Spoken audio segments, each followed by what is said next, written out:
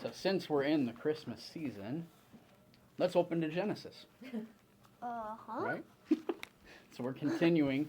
We're continuing our walk. We looked at the garden and what we have taken to calling what? The blame game, right? Adam and Eve listened to the serpent and both ate of the tree, and Adam tried to blame Eve, and Eve tried to blame the serpent, and Adam tried to blame God for giving him Eve, right? Big blame game all around.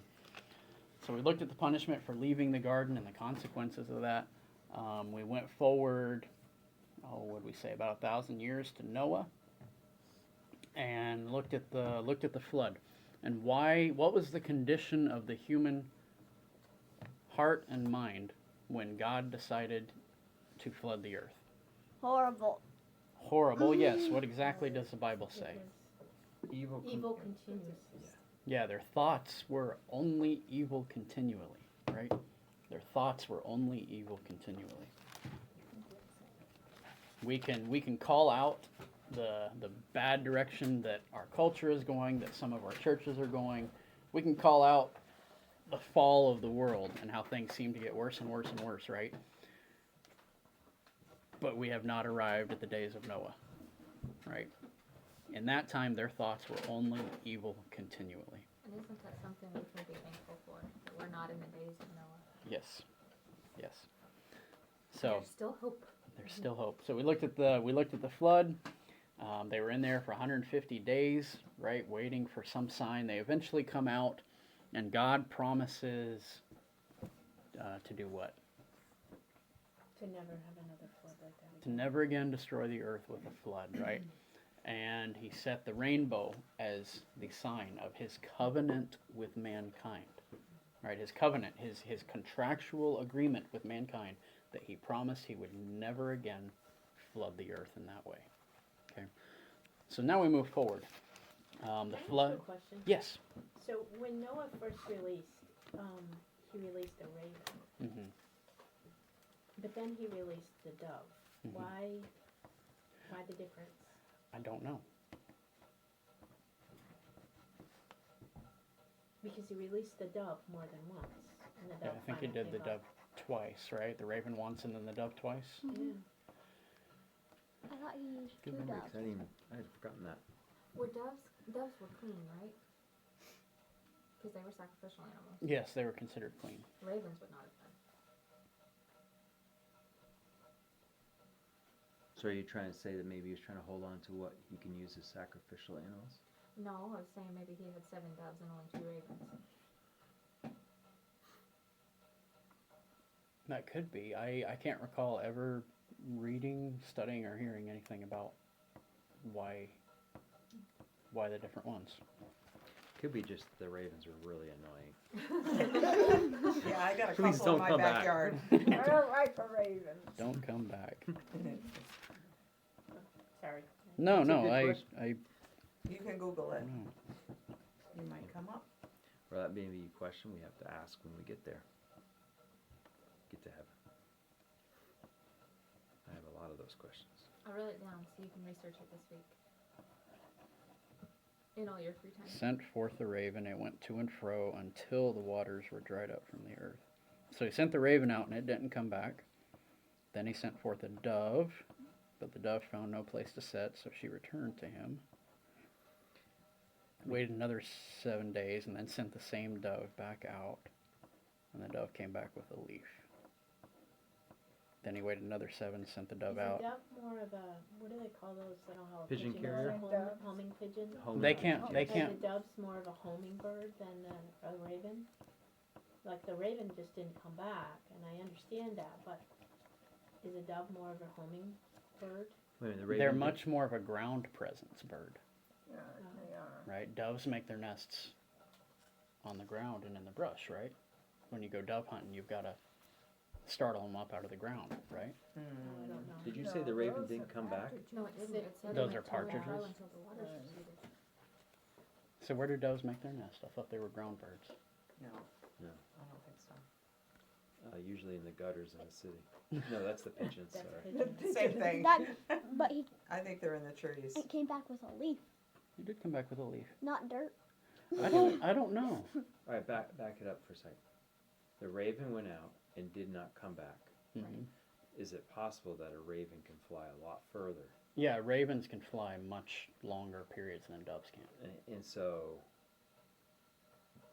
Well, he must have found land somewhere. it must have found land somewhere, and maybe that gave Noah the indication, as a theory, that, okay, the raven probably flew a long distance, because if he flew a short distance, he probably would have been back, possibly.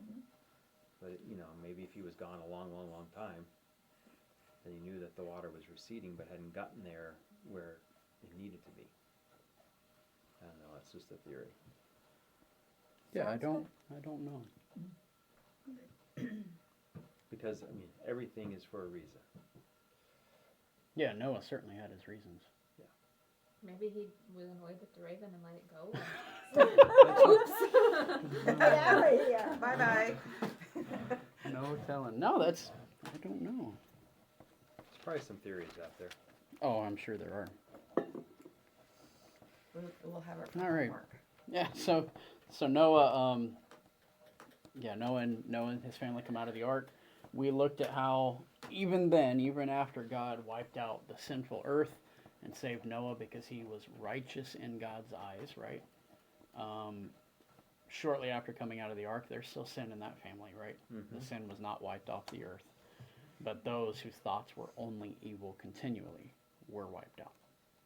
So they come off the ark. Noah and his sons have their little adventure with the fruit of the vine. And we get, in chapter 10, we get a genealogy going from Noah down, we get the genealogy of Noah's family, right? Chapter 11, we have an interesting little story. I'm sure you've heard of it, the Tower of Babel, right? We're not going to read through it, but we use, Chloe, what does it mean if I just start babbling?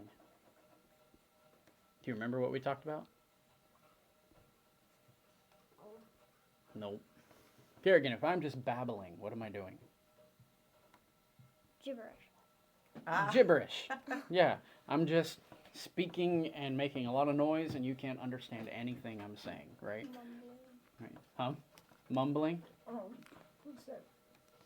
Oh, did you say mumbling? Yeah. You mumbled mumbling? No. Yeah, so babbling, we get that word from here, from the Tower of Babel, because people decided to all group together to try and build this amazingly high tower to heavens, right?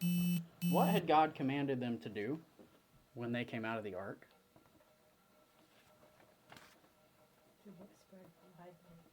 To be fruitful and multiply and fill the earth, right? You can't do that if you all gather together in one spot, right? They're supposed to care for the whole earth, spread out, fill it, right? So instead, people decide to group together and try and build this large tower. And look here in verse 4 of chapter 11. They said, "Come, let us build ourselves a city and a tower with its top in the heavens." And here's the important part. "And let us make a name for ourselves, lest we be dispersed over the face of the whole earth." So rather than fulfilling their purpose and doing what God had told them, they said, let's gather together and make a great name for ourselves so that we don't have to do that, right? So what does God do? He confuses their language, right? People decided that they were not going to obey God, right? So he confused their language.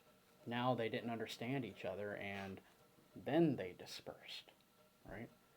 So we have the Tower of Babel. People wanted to make a name for themselves. That's key. So that's chapter 11. Then we get another genealogy, and we come down to a gentleman named Terah. T-E-R-A-H. Terah is the father of Abram. Right? Abram. We know Abram better as what? Abraham. As Abraham. So look in chapter 12 of Genesis, and beginning in verse 1. The Lord said to Abram, "Go from your country and your kindred and your father's house to the land that I will show you. And I will make you a great nation, and I will bless you and make your name great, so that you will be a blessing.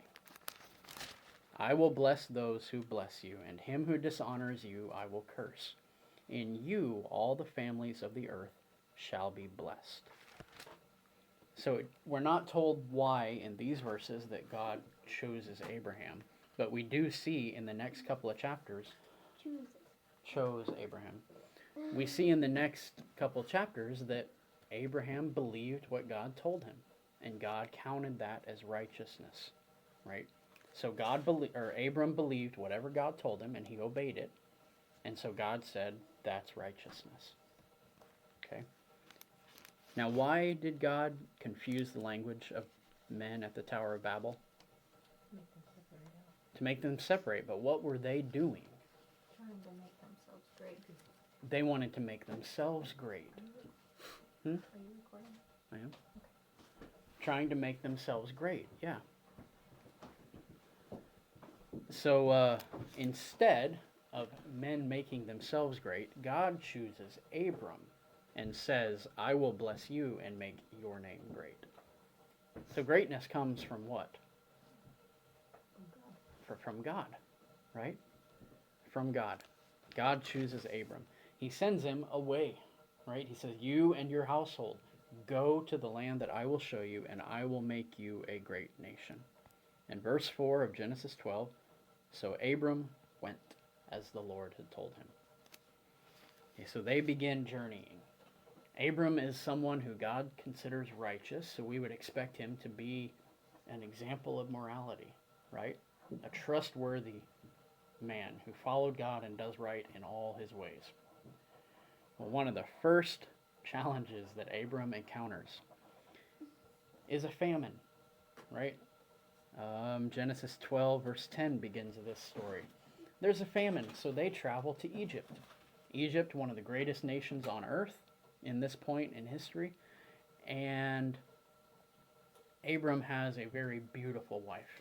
What is her name? Sarah. Sarah. Yeah, Sarai right now, and later gets changed to Sarah, yeah. So,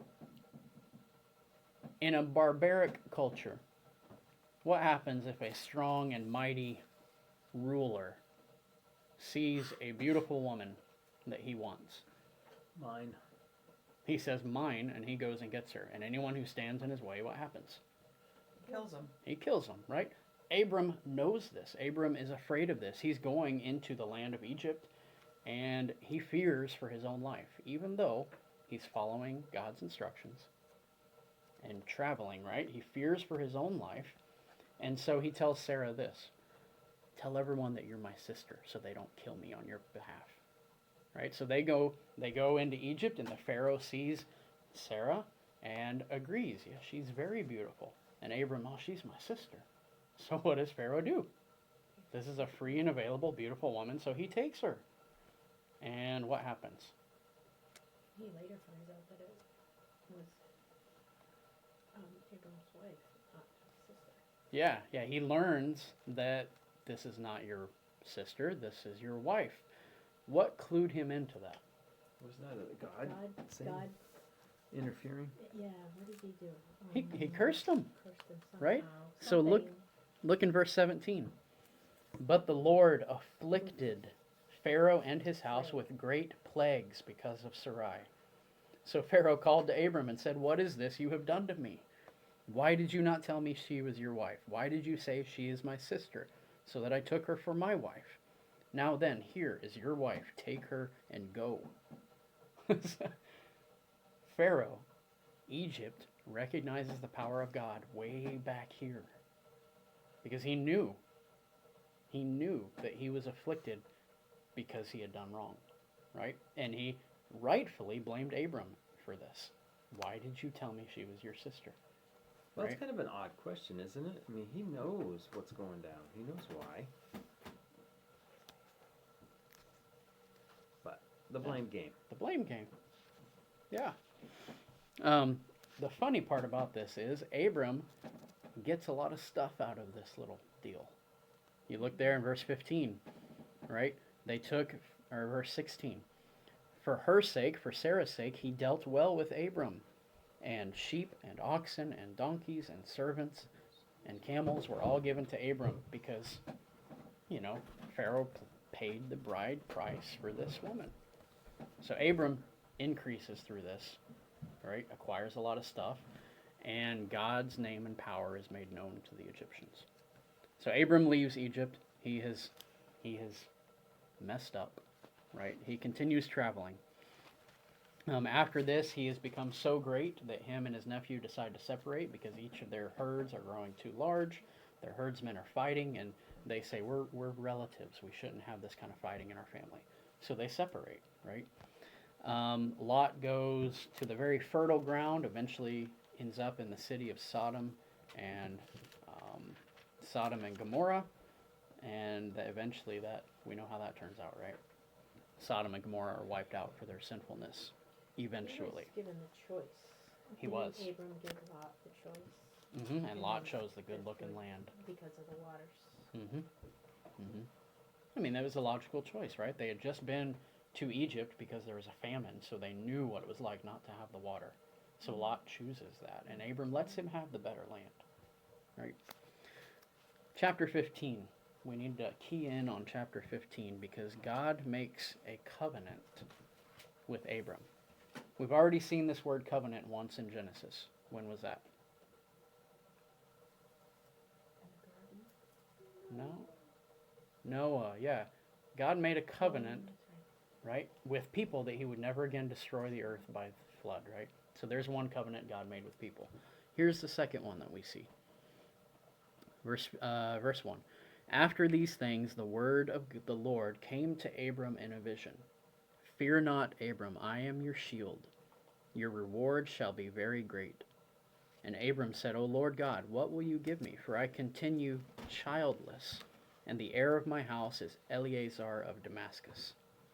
And Abram said, Behold, you have given me no offspring, and a member of my household will be my heir. And behold, the word of the Lord came to him.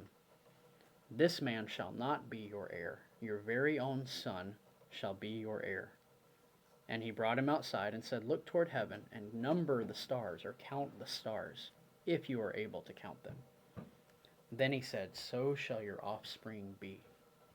And Abram believed the Lord, and God counted it to him as righteousness. So Abram was old, right? He had no children of his own, but God had already promised him that he would make him into a great nation.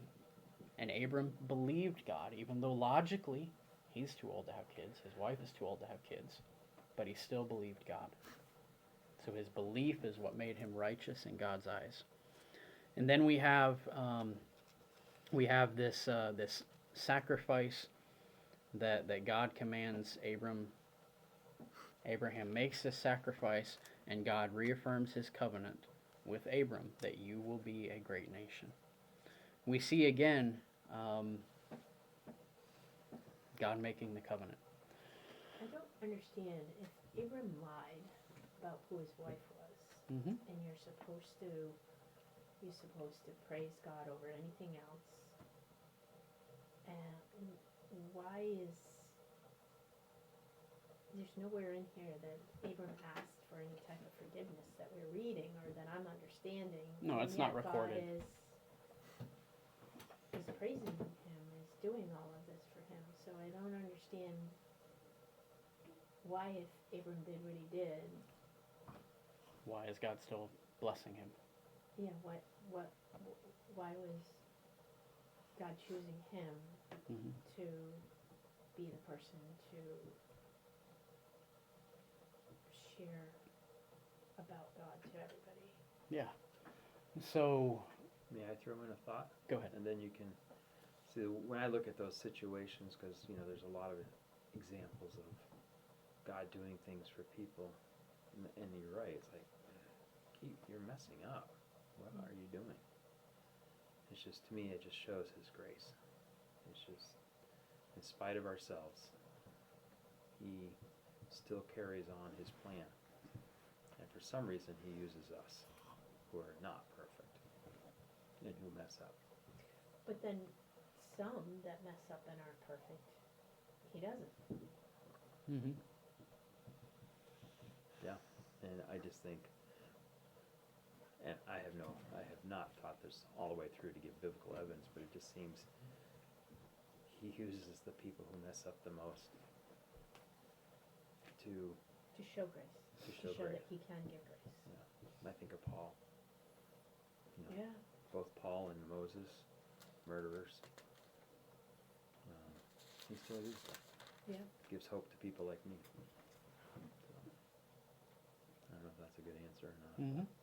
No, you see that all throughout the Bible. God does not choose the best looking, the biggest, the best in the world's eyes, right? Who was the first king of Israel? When the people decided they wanted a king like all the other nations around them, they weren't content just to follow God. They wanted an earthly king. What was his name? Wasn't it David? Saul. Thanks, Saul. Mike, for that. Oh, you said it. Yeah, I didn't I was hear like back in high school. back in high school. Hey, you just kind of throw out the answer. And let someone else Gotcha. Yeah. do That way you don't get called teacher's pet, right? That's right. So tell me what did the Bible say that Saul looked like? He was handsome. He was gorgeous. He was everything that somebody would want to see in a king, but Yeah. he did not have the ability to be one. Yeah, he was, the Bible said that he was very handsome. He was, I can't remember the exact phrasing, Head and shoulders. but he was also head and shoulders taller than everyone else, right? Back then, you wanted your king to be a warrior, right? So Saul had the appearance of this great warrior. He was a handsome man, and the people said, okay, yeah, he's a king, right? But what was Saul's heart? He was a coward, right? He was a coward and disobedient and rebellious against God. The one who ended up being the king, who was a man after God's own heart, David. was David. Now tell me about David. When David came on the scene, what was he? A shepherd boy. He was just a shepherd boy, the youngest of several brothers who were all off fighting in Saul's army, right? Fighting against the Philistines.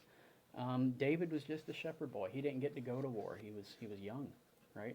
So he goes to take food to the front lines. His brothers are all there. He goes to bring his father's greetings to them, and he gets to the front lines, and the nation of Israel, God's people, their army is stuck in a standstill, right? They're in a trench, essentially. Think about World War I, trench warfare. They were just stuck in their line because they were held up by one man. A giant. A giant named Goliath, right? A giant named Goliath. And what is David's response to this? He takes his slingshot and throws a rock. Yeah, that's what he eventually does, right? But first, David asks, is this not the army of the living God? Why doesn't someone go forward and challenge this man? God will protect the one who goes forward. And everybody's a coward. So young David, he has nothing but a sling, right? Saul tries to give him his armor and his sword, but David's too small. He can't wear it. He can't carry the sword. So he takes his sling and he slays this giant due to the power of God, right? David is a man after God's. He doesn't look the part of a king. You mentioned Moses, and Moses was a murderer. And he couldn't speak clearly. So when God told him, go and tell Pharaoh to let my people go, Moses was like, I can't speak. So God says, all right, we'll take Aaron with you. He'll for you, but you go. He was a murderer. Paul, the greatest persecutor of the early church, and God chooses him to take the gospel to the Gentiles. And I think he was the best one. He was one of them, right? What better example of a changed life? Yeah. And then tell me about the 12 disciples. He had some tax collectors. He had a tax collector who was essentially a traitor to the people, right? Collaborator with occupying Rome. Fisherman. Fishermen. Yeah, these were not the cream of society. Uneducated men. They were It tells us in uneducated. Acts that they marveled at how they spoke because they had no education. Mm-hmm. Mm-hmm. God, you look in the Bible, and God doesn't choose the best, right? Go to Matthew chapter 5, the Beatitudes. Blessed are the poor in spirit, right? Blessed are the weak, blessed are the humble, blessed are the meek, blessed are the hungry. right? God bless you. When people are in those situations, they realize that there's not really much in them that's worth anything, and they turn to God and they see the truth, right? We see that pattern all throughout the Bible. Specifically with Abram, though, in chapter 12, we read simply that God chose Abram and told him to go, that God was going to make him a great nation, right? Yep. So God promised that to Abram at the very beginning. What would that say about God's faithfulness if the first time that Abram messes up, God pulls back on his promises? That he doesn't actually give grace. That he doesn't give grace, that he's not a faithful God, right? That's why, specifically with Abram, why God doesn't turn his back on him. And we see that pattern throughout the entire rest of the Bible with Israel. Because we've talked over and over before, are they a faithful and obedient people? Absolutely not. They constantly rebel against God, and yet God constantly does what for them? He rescues them. He shows the grace. He shows the mercy. Not because of any value in Israel or the Jewish people, but because he has promised he would not turn his back on them. Quick question. Yeah. Because you're talking about the sin he had of lying. I'm trying to skim through this quick. Has he outlined yet, has God outlined yet in Genesis yet on how to ask for forgiveness of messing up? That's recorded, no. So we don't have any of the sacrifice, this is what you gotta do, you gotta sacrifice these. No, the law is not given until Exodus. That's what I thought. So at this point, in a sense, Abraham hasn't been given information as to what he needs to do to ask So for basically, forgiveness. he wouldn't know that a lie was a lie, and it was a. He may know that it's a lie, But not that it's against. but he him, doesn't he know meant what by God it. wants him to do to straighten it out with God. There's no set atonement plan. Right, Thank you. right. Right. In the law, there was a prescription for correcting every wrong. God hasn't given the law yet. Now, we know Abraham knew it was wrong, right? Even Pharaoh knew it was wrong. But no, the process of making it right had not been given to people yet. I hadn't thought about that yet, and then I was thinking about what you were pointing out. It clicked in my head. And Well, all of these come up as I'm reading it, you know, and I can't ask anybody, and so the dog just doesn't answer. Sorry, If your making dog him does yourself. answer, please get a doctor's appointment. Our sanity.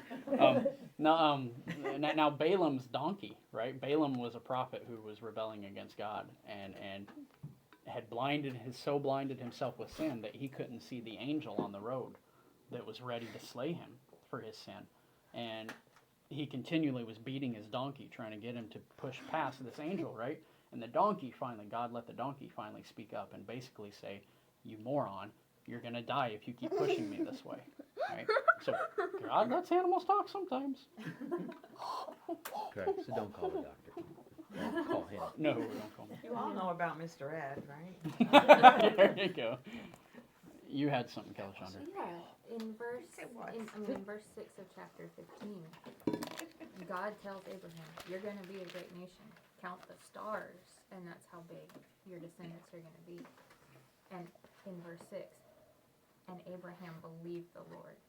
I mean, how many people would believe that at 80, 90, they would be able to have a nation? I mean, that counts right there as righteousness.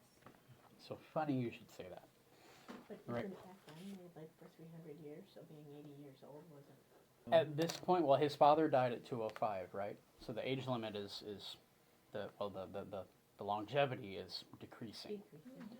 But still, I mean, 205, let's say he lived to a good old age, right? And we'll call it equivalent to, say, our 85, right? So Abram was almost half his father's age already and had never had kids yet. So if 85 is the life expectancy, on a scale, then by the time I'm 43, 44, if I haven't had kids yet, am I going to believe God when he says, "You're going to be so fruitful that a whole nation's going to come out of you"? I'm going to go, probably not. And it's not in this section, but we are told that Sarah is past Yeah, she's barren. It says that. So look at the next chapter. We're in 15. Now look at chapter 16. Because we just read that Abram believed what God would do, right? Believed that God would make him a great nation. In chapter 16, verse 1, now Sarai, Abram's wife, had borne him no children, but she had a female Egyptian servant whose name was Hagar. That sounds so unfeminine. Sorry. Does not sound like a female name. There's a Oh, what, Hagar? Hagar. there's a cartoon, Hagar the Horrible. Yeah, but that's It's a barbarian. guy. Yeah, He's it's a guy. Anyway, sorry. Hagar the Horrible. I Well, write a letter to the Egyptian people and say Yeah. that their names don't sound feminine enough. we'll do that. I'll make So- lots of friends. So it was a common, it was a common practice back in those days that, you know, if a barren wife had a servant, then in order to continue the family line, then that servant would, she would bear children for the husband, and they would continue the family line in that way, right? Because you had to have children. You had, when you got old, there weren't government assistance and nursing homes and all this. If you didn't have kids to take care of you, you died, right? You had to have children to continue life. So they attempted to fulfill God's plan on their own. And a son is born out of this union. You remember his name? Ishmael. Ishmael. He becomes the father of the Arabs. He becomes the father of the Arabic nations, even today. So, long story short, they try to fulfill God's plan on their own. Ishmael is born, and Hagar, the servant, because she has been fruitful and has produced an heir for Abraham, her attitude towards her mistress, Sarah, becomes what? Doesn't it become negative? Like, Yeah, scornful, right? A Hagar, well, look, I'm the fruitful one, right? So she lords it over Sarah. They clash, and Sarah sends Hagar away. Abraham, they eventually make it right, and Sarah comes back, and Ishmael becomes part of the household. But 10 years later, God says, you will have children, Abram and Sarah, and they have Isaac. Now, Sarah becomes fruitful by the power of who? God. Not the herbs in the garden, right? By the power of God. And Isaac is born, and God says, this is the son I promised you. The covenant will be fulfilled in him, right? Ishmael is scornful of Isaac. He's laughing because Ishmael's the firstborn, right? And there's a schism. Hagar and Ishmael leave. They're not part of Abraham's family anymore. But Ishmael does become the father of many nations. It's him in that way, and he becomes the father of the Arabic nations. Isaac becomes the father of the Jewish nation. There was strife in the beginning between the Jews and the Arabs, and that conflict was born. The conflict that still exists today in the entire Middle East was born with Isaac and Ishmael, with Abraham and Sarah trying to fulfill God's promise on their own.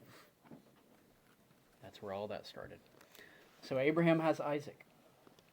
And Isaac has two children that we're very familiar with. You remember the story of Jacob and Esau? oh yeah. They were twins, right? Who was born first? Esau. Esau was born first, right? So the covenant should go through him because he's firstborn. But what happens?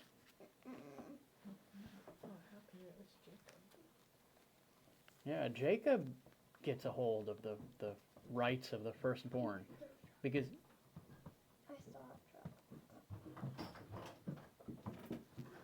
have trouble. hello. Yeah, so Jacob gets the rights to the firstborn, but how did that happen? A bowl of soup. A bowl of soup. A bowl of soup, right? Esau was a great hunter, and he had been away on a hunting trip, and he came back and was, in his mind, starving, right? So he's the firstborn. The covenant, the line of Israel is going to progress through him, but the Bible records that he despised his birthright, right? So he didn't care about the rights or the responsibilities of the firstborn. And he gives those rights to Jacob so that Jacob can give him a bowl of soup because he's hungry. Right, so Jacob becomes the one through trickery, and his mom helps with this process, helps Jacob become the one who has the right. Jacob eventually, Rebecca, that's right.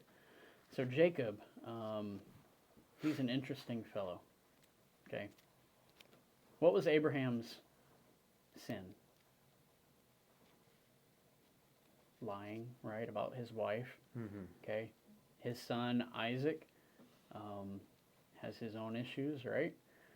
And then we get to Jacob, and he continues the line of trickery and deception, right? Gets the firstborn right. At this point, would God logically continue choosing these people to be his firstborn, his chosen people? Not logically. Not logically, but why does God continually bless them and choose them? He promised. Simply because he promised he would, right? So Jacob ends up fathering 12 sons. Oh, I still remember one of them. Why is this significant? What do you know about the 12 sons of Jacob? Joseph. Joseph was one of them. Jacob's name gets changed later in his life to what? Israel. To Israel. The 12 tribes of Israel come from the 12 sons of Jacob, or Israel. Yeah, so Jacob has these 12 sons. And when he went to find a wife, when Jacob went to find a wife, he continued following God where God led him, as Abraham had, right? They're still on this journey. They're not in the promised land even yet. Well, when it comes time for Jacob to have a wife, Isaac sends him back to the homeland to find a wife there. And he meets his uncle, I think it's Uncle Laban, from his mother's family. And Laban has two daughters, Leah, who's the oldest one, and Rebecca, who's the younger one. Rachel, I'm sorry, what did I say? No, Leah and Rachel, right? Leah is older. The Bible describes her as having soft eyes. We don't really know what that means. But Jacob was not fond of Leah. He liked the younger one, Rachel. So he asked his uncle Laban, "Can I have permission to marry Rachel?" And he says, "Yes, but you have to work for 7 years first." Right? He didn't have money to pay the bride price, so he worked for 7 years for his uncle. And the Bible describes those years as passing very quickly because of his great love for Rachel. So on the wedding night, you got to remember they didn't have artificial lighting back then, right? And the betrothal, the bride, she's not a bride yet. What is she beforehand? Fiance? The fiance, whatever, betrothed. The custom was that they wore a veil until consummation. Okay, so Laban gets tricky. And rather than sending Rachel into the bridal suite, whatever that was, he puts a veil over Leah and sends her in. And they consummate the marriage, right? And in the morning, I don't know how it takes that long, but the Bible describes that in the morning, Jacob discovers what has happened and confronts his uncle. And Laban says, well, it's not our custom to give the younger before we give the older. So Laban is deceptive. And so Jacob says, well, what do I have to do to marry Rachel? And Laban says, give Leah her week, and then you can marry Rachel, but you have to work for another 7 years for me. So Jacob gets tricked into spending 14 years of his life back in the homeland instead of the land where God is calling them to. So he has 2 wives now. And what happens? Well, for one thing, was it ever in God's plan for there to be multiple spouses in a wedding? No. How do we know that? Started with Adam and Eve. Because culturally, we want to say no, right? Yeah, what did God say about the relationship between Adam and Eve, between the husband and the wife? Oh, yeah. That was a week ago, or 2 weeks ago, wasn't it? No. It's supposed to be one man, one wife. They're Yeah. supposed to be, True they're to supposed each to other. care for each other in a certain way. And The that exact words I don't know. and that the husband should leave his family and cleave to his wife, and they shall become one, right? Yep. The husband and the wife shall become one. Two become one. What happens when that two becomes three or four or five? That's not God's plan, right? That was not in God's plan. So, just off the top of your head, what happens when you have two sisters, one of whom was only married because the father tricked her into it and tricked the husband into it? How's that relationship going to be? Not Cozy and lovey-dovey, right? Not very pretty. Tricky. That's going to be ugly, right? It's going to be very ugly. So we're going to condense a couple of chapters into like 3 sentences here. Don't hold me to 3 sentences. Leah. God makes her fruitful, and she can have children because Jacob, the Bible says Jacob hated her. He despised her. He never wanted to marry her, right? But he had to. So God blessed her and made her fruitful while Rachel was barren. So Leah bears 3 or 4 sons, and Jacob comes to love her because she is bearing him children. Rachel gets jealous and offers up her servant to Jacob, and then has a couple kids that way because he followed the example of Hagar, right? Then Leah offers up her servant, and now they're up to 8 or 9 or 10 kids. And finally, Rachel becomes fruitful, the wife that Jacob wanted in the very beginning. Not until the 11th child of the marriage, if you will, does Rachel have a son, and his name is what? The 11th. Joseph. This one is Joseph. Okay? And then they have one more after that, Benjamin. So Joseph is 11th in the line. He's one of the very youngest. He's not the big mighty one, right? But God has given Joseph a certain gift. What was it? Interpreting dreams. Interpreting dreams, right? So God speaks to Joseph through dreams. Joseph is the son of the wife that Jacob wanted all along. So, do you think this explains why Joseph was the favorite son? Mm-hmm. Yeah. He was the one that should have been first, right? So, Jacob favors Joseph. How do all their other brothers feel about this? A little jealous. Oh, they're a little jealous, right? They throw Joseph into a pit with the intent to kill him. But they end up selling him into slavery, and where does Joseph end up? The second highest of Egypt. He ends up in Egypt, right? And because God continues to speak through Joseph in dreams, Joseph warns through several stories. He warns Pharaoh that a famine is coming. And he tells Pharaoh to prepare and tells him in the way in which to prepare. And when the famine comes, because Pharaoh has listened to the advice of Joseph, Egypt is fine. Joseph is placed second in command of all of Egypt, and nations from all around them come to Egypt for food because they are the only ones who are ready for this, due to God speaking to Joseph. Right. Eventually, who comes to Egypt looking for food? Joseph's family, his brothers specifically, and they don't recognize him. So through some more trickery, Joseph reunites with his family. All of Isaac, all of Jacob, Israel's family, comes to Egypt. And they dwell there for years and years and years. And that's where we wrap up today. All of God's people, rather than being in the Promised Land, they're now in Egypt. But they're very important. It's through these people that Egypt has been saved. Right, so they're very well renowned, they're well thought of. Joseph is number 2 of all of Egypt. Right? This is where the people of Israel are. And next week we'll go into Exodus and we'll see what happened to them. Dare I look at the time? Oh,